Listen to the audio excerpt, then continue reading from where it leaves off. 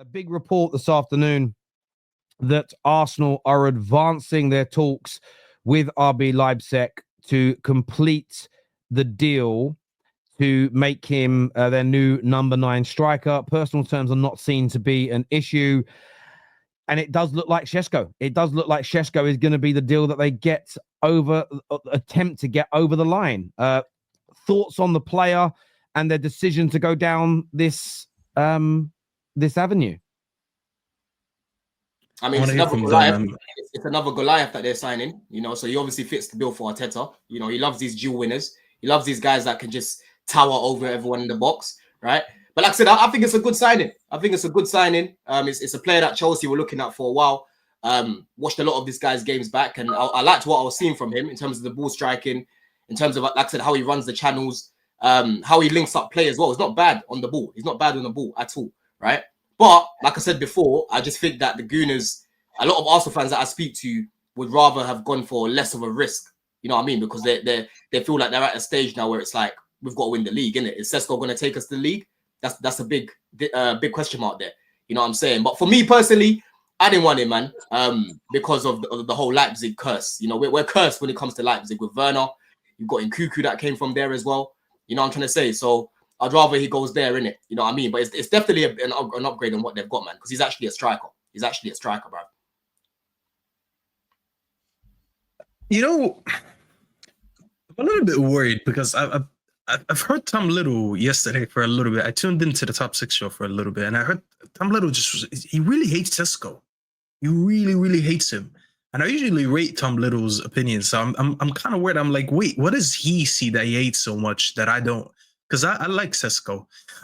I do have a couple concerns. How much is the transfer rumored by again, Terry? How much do I got to pay? Oh, well, it's up to 90 million euros. So, I think that's about 78 million pound, I think. I don't know about that one, man. I don't know. I thought it would be 75 million it comes in at. Pounds. That's including add-ons or without? That's just, someone's saying 67 million. So if it's 67 million, that's more like 80 million euros. Okay. So it might be 80 million euros, might be. But it just goes to show, by the way, sorry to interject. We're seeing 59. There's multiple reports. I've seen go as high as 90, but let's round it up. Let's go in the middle and just say like 70 million pounds. Let's say 70 million. Let's just round it up. 70 to 80, around that. Yeah. I think I've been on record here saying a couple of times, I think he kind of suits how Arsenal play a little bit more. I think he's going to be good in the box. He's very athletic, very agile, tall as hell, by the way. This guy should be playing basketball. He shouldn't be playing football. The thing that's just kind of like, that worries me a little bit, I did say that I don't think Gyökeres fits that team, but that's my opinion. I just want to know why Arteta didn't want him. Like, why wouldn't you want a striker that scored all these goals in Europe and in the league last season, 27, and he's a cheaper deal? That is the part that I just find a little bit confusing. Like that's all it is. Like I still like Sesko. I actually think he's gonna be. I don't like these Darwin Núñez comparisons. He just hits the ball with his lace like Núñez. Núñez, I think he's a very intelligent footballer in his movement. He just couldn't get that extra 5 to 10% improvement that, like Mike Dash used to always say, that's all he needed to be a better striker for Liverpool. He never was able to do that. I think Sesko could do that. I'm just very confused. Why would you go for a player who scored, I think he has 13 goals in Bundesliga last season, which is not massive. It's not a big number. It's good, but it's not massive. Why would you go for him and not Gyökeres, who's a little bit more proven? And the things that worry me a little bit is that I think Arteta is going for a lesser character again. I think he has a big issue with coaching big players. I think he'd rather make a player big rather than sign a big player. I just find it weird, man. I don't know. Just something with that doesn't sit well with me. I feel like there was more proven options if that's the route that we're going for. Instead, they're going for another project striker. It seems a little bit off. However, I mean, that apart, I think he's a good player. I think if you give him a proper system and you feed him enough more chances, I do think he'll be a good striker for the Premier League. I just don't know if I could trust Arteta to do that. I've given Arteta a lot of praise. I think for a lot of what he's done last season with the injuries that he's had, I think he's proved that he's a decent coach. I don't like when people call him a shit coach. I just have my reservations on how much he can improve this front line and how he can improve this attack. And if he's even going to be an offensive-minded manager next season rather than being a little bit more defensive-minded and relying on set pieces. I don't know. I didn't see that step forward from the way that they played last season. So I don't know. I don't know. I understand why the Arsenal fans are going to be split up on this one a little bit. And I do understand why a lot of them are going to look at this and say, we probably overpaid for a player who's still not proven. 80 million or whatever it is can probably get you a proven striker right now. Instead, we got it on another young striker who hasn't proved anything in the Premier League yet. So I understand the reservations. I'm not saying rule it out. Arsenal fans, don't rule it out. Don't think he's going to fail because rivals are going to tell he's going to fail. Just, as Terry likes to say, keep your powder dry. But I understand if you guys are a little bit split up on this one. I generally do. Marco here says, not true, Staffy. He got Rice, Zubi, Partey, Trossard, and it's also not about egos. I know you didn't say that, but Xhaka had an ego. It's about buying into the approach. So I don't think Rice has an ego. I think Rice is a very good player. I don't think I've heard anything bad from anyone who managed him. And to be fair, Rice joined at what? How old was he? Like I don't think Rice was a world beater when you signed him. He had all the potential and it worked, but it was a transfer record for a player that didn't really like do it yet. Like he was playing for 16th place West Ham. Like I can't say that was you didn't sign a player who played for Madrid as an example. Like I don't think that's the right comparison there. Zubimendi still didn't sign. Partey, let's be honest, Partey wasn't an amazing signing. Like he's a good player, but I don't think when they signed Partey, anyone looked at Partey and said, "Oh my God, they signed a world beater in his position." Trossard is the only one that could probably argue that he signed a player that had an ego because he was generally benched and left out from the Brighton team because he demanded a move. But even Trossard, it's not like you sign a big player in his position. Like the Gyökeres signing to me would have been the biggest signing that Arteta made in his career if he would have gotten him, because he's the one player you can look at that he's undisputed by a lot of fans as one of the best strikers in the world, and his numbers speak for him. Partey was definitely a big signing, bro. I can't really remember it being like, I remember him coming from Atleti, but I don't think maybe I just don't remember. I just don't remember it being like an insane signing where they were like, oh my God, look, like we signed the best player in his position in the world. I don't remember that. Let's go a few of these comments here. First one says, is Arteta afraid that older strikers might be the same as Lacazette and Aubameyang? Does he worry Gyökeres has similar mentality at 27? Just a thought. I don't know about that.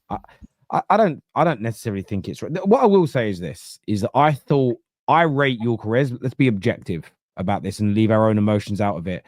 I thought more teams would be scrambling to sign him, but they're not. So maybe there's something in that. Let's wait and see what happens. Personally, I think Gyökeres will kill it in the Premier League, but let's wait and see what happens. There's also the other side of that argument. I'm being objective. Maybe Man United have already changed Gyökeres' mind. So maybe the reason that Arsenal have gone from Gyökeres to Sesko is because Gyökeres has said, actually, I'm going to go and play for Man United and reunite with Ruben Amorim. I do feel that, look, it's okay to have an opinion. I'm just open-minded to this. I like Sesko. I think he's a very good football player. I think he has the potential to score a lot of goals. I think he was playing in a very average Leipzig team last year and still scored a decent amount of goals. People love their stats and underlying metrics, but they hate them when they don't serve their purpose. His conversion rate is good, but he played for one of the worst teams in Germany in terms of chance creation last year. So I think he's got a really good chance of improving Arsenal. But the rationale and the reasoning, there isn't a single credible report I've seen, Staffy and Don, from a single journalist who has said this is Arteta yielding power and Berta's upset and there's a dynamic problem. It's all very much, there's been argument and conflict and there's been great debates over who to bring in, but there is a real good working relationship and they're kind of happy with either option. They both feel it will improve the team. So I think mountains are being made out of molehills. And I do understand the stress that Arsenal fans are under wanting to win. But I see this as a really good piece of business. I just don't think Arteta's sitting there going, I can't bring in a 27-year-old in case he starts turning up late like Aubameyang. I really don't think. I don't think he's doing that also, Terry. I just don't know what's his thing. Like, he doesn't go for that age of players. Like, I don't see it enough.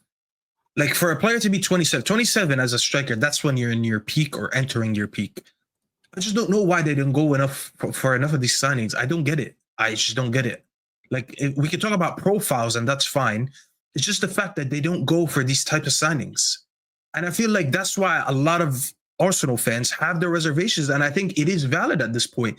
5 years into your part, imagine Fergie didn't want to sign Robin van Persie at 29 because he was worried about like his ego or whatever, and he'd rather get in. But they're also about to sign Zubimendi, that's 26, turning 27 next year.